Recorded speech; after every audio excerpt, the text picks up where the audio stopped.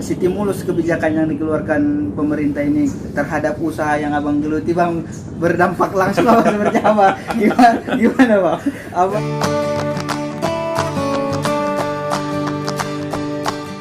Halo kawan Bang Ismar, kembali lagi di Obras TV Channel, obrolan bebas with Bang Ismar. Obrolan paling bebas, paling santuy. Oke kawan Bang Ismar, pada kesempatan kali ini kita akan ngobrol bebas dengan Abang Anda Rudi Anhar Harahap, salah satu pengusaha yang ada di Jakarta. Negara Indonesia dikabarkan termasuk negara yang kuat menghadapi krisis ekonomi di masa pandemi COVID-19 ini. Nanti kita akan ngobrol-ngobrol dengan abang Anda tersebut. Jangan lupa dukung terus Obras TV Channel, like, subscribe, comment, and share.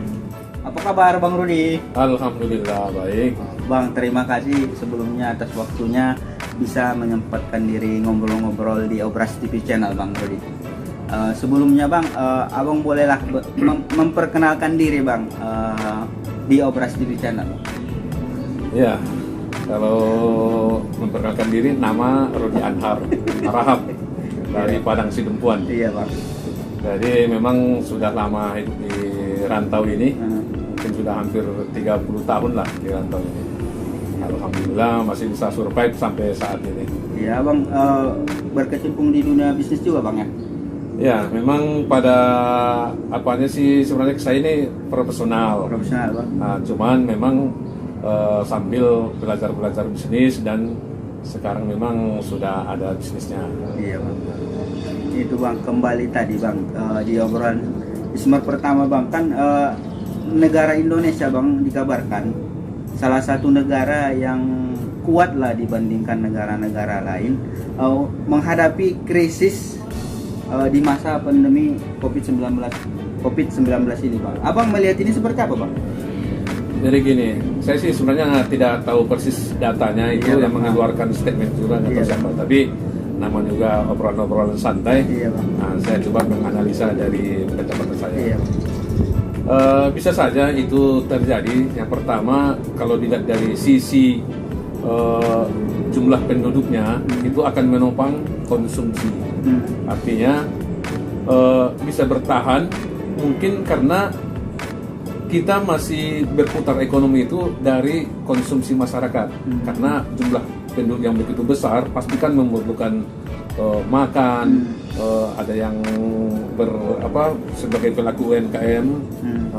Jadi intinya yang paling utama mendorong ekonomi berjalan ini di saat pandemi ini adalah karena konsumsi masyarakat masih tinggi. Itu akibat jumlah penduduknya yang begitu besar. Mungkin dibanding negara-negara lain memang bisa kolaps karena jumlahnya penduduknya sedikit, jadi faktor konsumsinya juga sedikit. Nah, mungkin kalau disebut dengan Indonesia masih bertahan dibanding negara lain, nah, itu relatif didukung karena konsumsi kita masih tinggi karena penduduknya yang banyak tersebut. Ya memang masih menjadi perdebatan sih Bang soal yang tadi itu.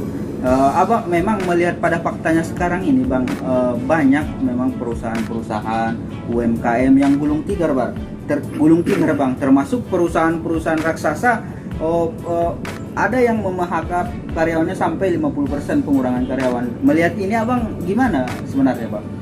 Ya, ini memang karena sudah mengglobal ya. Akibat pandemi ini, ya mungkin sekitar 3 hari yang lalu saya lihat beritanya itu perusahaan besar seperti Boeing di Amerika sana, dia baru-baru ini mem-PHK 16.000 karyawannya. Nah, itu di tingkat multinasional ya di Amerika. Nah, di tingkat kita di Indonesia nasional ini juga sudah banyak kita dengar yang perusahaan-perusahaan yang melakukan PHK-nya. Nah, untuk masyarakat yang bermain di dunia UMKM dan mikro, relatif masih bisa berjalan, tapi tergantung bidang usahanya. Kalau dia umpamanya main di bidang travel, ini kemungkinan besar memang banyak yang kolaps ya. Tapi kalau dia main di bidang sembako, dagang sembako atau makanan-makanan, itu relatif masih bisa bertahan. Yang ekspedisi pengangkutan barang juga relatif masih bisa bertahan. Jadi yang sifatnya seperti restoran atau kafe-kafe juga banyak menurun Tapi itu tidak terlepas dari kebijakan-kebijakan yang seperti PSBB yang membatasi orang untuk berkerumun. Nah, jadi aku rasa memang yang masih relatif bisa bertahan itu yang UMKM tertentu saja sih. Iya memang, dan pemerintah juga baru-baru ini sudah mengeluarkan kebijakan Bang. Salah satunya stimulus terhadap perusahaan-perusahaan dan UMKM Bang. Abang melihat dari kebijakan pemerintah yang mengeluarkan ini sudah bisa menopang nggak Bang, mengembalikan ekonomi Indonesia yang ya dibilang sekarang terpuruk lah kata kasarnya gitu Bang. Ya, jadi hampir semua pemerintahan di dunia inilah internasional ini sekarang memang pemerintah harus banyak melakukan intervensi terhadap penyelamatan ekonomi, baik dia ekonomi yang korporasi ataupun yang UMKM.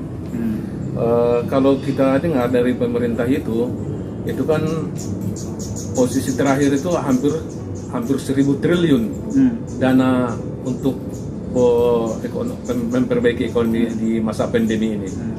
Tapi memang peruntukannya ini saya juga belum mendapatkan data yang lebih detail ya. Tapi yang jelas dari kampanye pemerintah mengatakan bahwa ini dana-dana yang hampir 1.000 triliun ini memang untuk stimulus. Memang pemerintah sangat perlu sekali untuk melakukan kebijakan-kebijakan itu. Untuk yang UMKM juga pemerintah kan banyak juga yang kudengarkan terakhir ini setiap UMKM akan mendapatkan stimulus 2,4 juta rupiah. Itu mungkin bisa dicek nanti.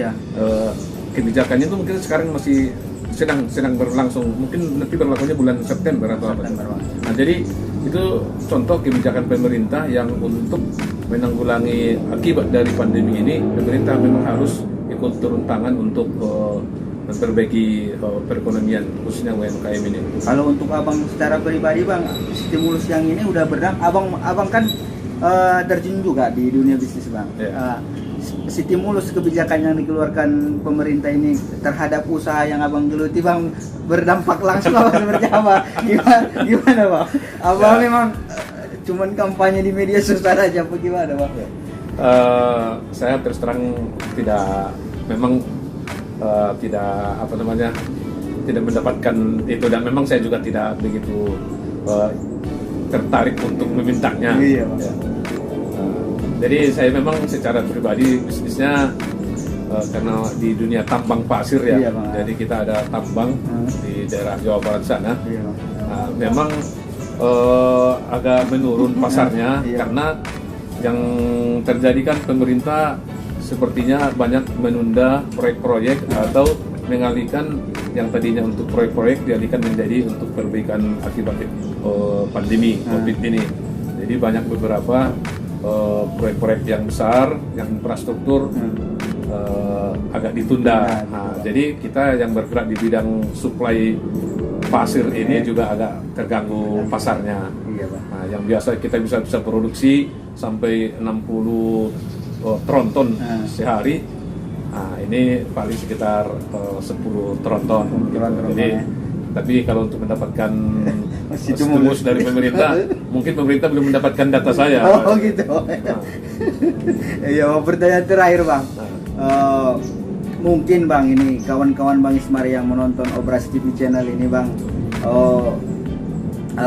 saran dan pesan-pesan Abang nih di masa pandemi ini Bang, peluang-peluang bisnis apa Bang yang Abang lihat yang menjanjikan, atau memang bukan peluang, atau peluang kita menciptakan peluang apa Bang di masa pandemi ini untuk kedepannya gitu Bang? Ya, kalau kita lihat fenomena yang ada sekarang di masyarakat di masa pandemi ini, sekarang rumah-rumah tangga yang tadinya tidak pernah berdagang, sekarang itu kok musimnya semua orang menawarkan di grup-grup WA-nya untuk menawarkan ini, tapi kebanyakan makanan-makanan.